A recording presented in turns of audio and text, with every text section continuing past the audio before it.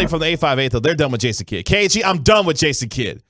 Tell me when you have seen him actually draw up a play. Watching the Mavs is like watching pickup basketball at the gym. The worst part is we're going to lose Josh Green to free agency. I don't know about all that because Kidd's something about him in the spot up corner. I don't know. Green is our best defender, and he's easily the most athletic player. Basically, he's not feeling Jason Kidd. That's our man Adam from Roanoke. Because the question is it time for the Mavericks to hit the panic button? They lost last night in dramatic fashion, 124-122 to Rick Carlisle and the Indiana Pacers, where despite the fact that Luka Doncic went off for a game-high 39 points, it was the third time in recent games that they have lost a game where they had a chance to tie it or win the game in the last 15 seconds of the ball game. Is it not kind of crazy of that situation to come down the way that it has, especially getting Kyrie, because that's prime Kyrie time and prime Luka time, really. Mm-hmm. The look that Kyrie got last night, for the most part, you can live with. They got pretty much a clean look. I know McConnell challenged the shot a little bit, but at the same time, you appreciate the look that he got. You gonna be all right? Uh-oh. Larry, Kentucky lost. They lost. Will about to lose it in here. He about to lose it. I'm about to do the shit. It's going to be me and you doing the show for the next. Larry's like, I'm not talking at all. I'm not doing it. We'll take Will's mind off of what just happened to Kentucky here in just a moment. Good. Let's talk about the crappy Mavs. Here's another thing I want to get into because clearly my mood has shifted a little bit here too. No, completely. You know what I'm really tired? All right, so we talk about the Mavericks and how, just poor they are on defense. Mm-hmm. Well, you know what is a huge problem? When you're playing 4-on-5, okay? That's a problem. And you want to know why you're playing 4-on-5? Because Luka is still with his arms in the air in the front court complaining about a call. Waving like when is this going to stop? When is it going to stop? Well, it's funny you say that because last night he got his 13th technical foul. And with, 19 games to go, the odds are of him getting 2 more technicals are pretty high. We'll see if he can keep his cool long enough to not get to the 15 technical mark. If you do get there, you wind up getting suspended for a game during the regular season. But look, 3 things to take away from the game last night. This comes from our good friends over at Mavs Moneyball. 3 observations from their loss last night, 124-122. As I mentioned, Luka Doncic had 39 points. It was the return of Maxi Kleber. Wait, to the Pacers? Yeah, to the Pacers. Oh. The Pacers scored 50 points in the paint, but what was more devastating was the fact that the Pacers last night went 31 of 40 from the free throw line. 40 free throw attempts is completely inexcusable. You got to be able to guard without fouling. They couldn't do that, could the Mavericks last night? And more importantly, they were abysmal themselves at the free throw line, going 18 of 28. Conversely, did the Mavericks. What's killing them, too, are these stretches, right? Because at one point, they're getting, the lips smacked off their face by Indiana at home. Tyrese Halliburton was balling last night. And then, you had a 27-point lead against the Lakers, and part of that, and I said this during the crosstalk today. So would you agree with me that if you've got a team that's, say, like a really good offensive team during the regular season, but they're just kind of so-so on defense, right? That they've got a really good chance to win because when you're in a playoff series, teams throughout the regular season, unless they're a really good, prideful defensive team, nobody's really trying all that hard. It's an 82-game season, right? You're saving it up for the playoffs. But when you get into the playoffs, they all become willing defenders. And so you ultimately become a little bit of a better team. So I never worry about it that much. But what they do in losing a 27-point lead and letting Indiana roll you for a while in that game, it's just pathetic. Okay, I will have to disagree just a little bit because I look around at certain teams, namely the example that I'll use is the Milwaukee Bucks, who, of course, right now are on a 15-game heater having won 15 straight games. Having Giannis spending some time not in there. No Chris Middleton. But the thing that they are doing better than anybody in the league right now, they're the best defensive team in the league. Well, yeah, that's what I mean. I'm eliminating.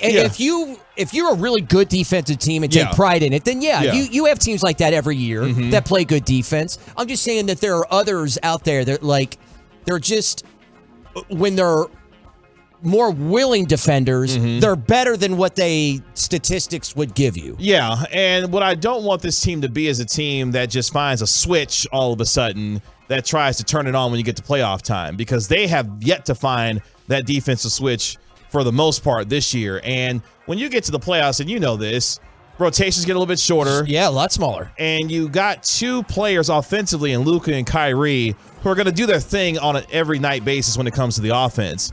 Defensively, though, they've got to find a way to at least be competent on that end. Yeah. Because they're going to that's literally the bar that we're setting at this point. Yeah. Competency. Yeah, because they're going to score a ton. I mean, they dropped a $122 on Indiana last night.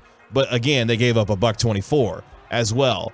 So, look, Maxi Kleber came back last night, played pretty well. He's still getting reacclimated to this team. He's got to be able to help a little bit with this defense, but that was one of the more concerning things, is even with the return and even how well Maxi was playing at times, this defense was still horrendous. Well, all right, and Kevin, this is another thing too, and I was thinking about this today listening to the shows talking about the Mavericks.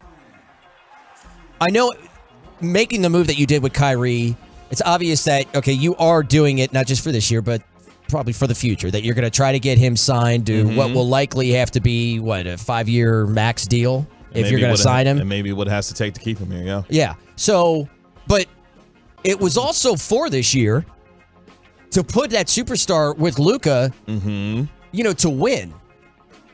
And I'm looking at it's really bad to the point where it's not outside the realm of possibility that they missed the playoffs. So right now, they are in the 7th spot right now. They are in the play-in tournament. If the season were to end today, they would be the 7th seed outside of a guaranteed spot in the top 6. And look, we try to keep all this. But only 2 games out of the 11th. That's right, where Portland is sitting right now at 29 and 32. Here's where, keeping this in some context here. Josh Green missed a ton of time dealing with his elbow injury. Obviously, Maxi Kleber missed 40 games. First game he played last night since December the 12th. And this team has not gotten what it is needed to get out of JaVale McGee. My man can't hardly get on the floor these days. Christian Wood continues to look lost on the defensive end when it comes especially to pick and roll situations. There's a lot of things that you look at this team. And also, oh, by the way, their best perimeter defender now plays for the Brooklyn Nets, because you had to make the move to go get Kyrie Irving. All of those things in the context still makes me concerned, because what's been the message, even with those players that were still here, Dinwiddie, even when Maxey was playing, Dorian Finney-Smith, when they were here, Jason Kidd has repeatedly this season talked about the lack of defense that we've seen from this team.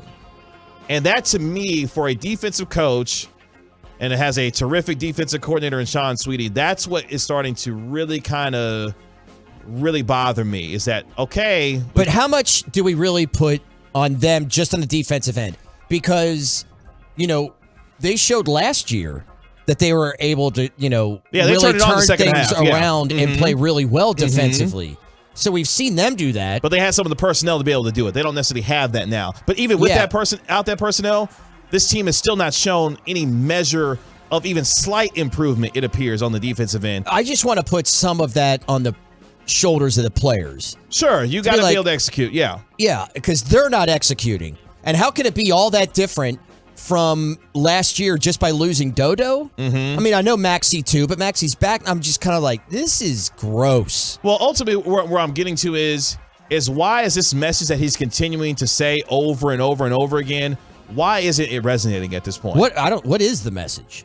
That we've got to be better on the defensive end. We've got to be able to participate. We've got to be able to guard. All these things that he's talked about in various ways throughout the course of the year, he has said them plenty of times.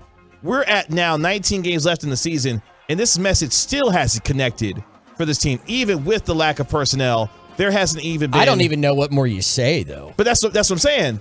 Why is that message not connecting? Yeah, Is I don't something know. amiss? Is there a miscommunication? I don't know what it is. Now, Kev, I think that all of a sudden things could really click between Kyrie and Luka, and we start to forget a little bit about that. If they're both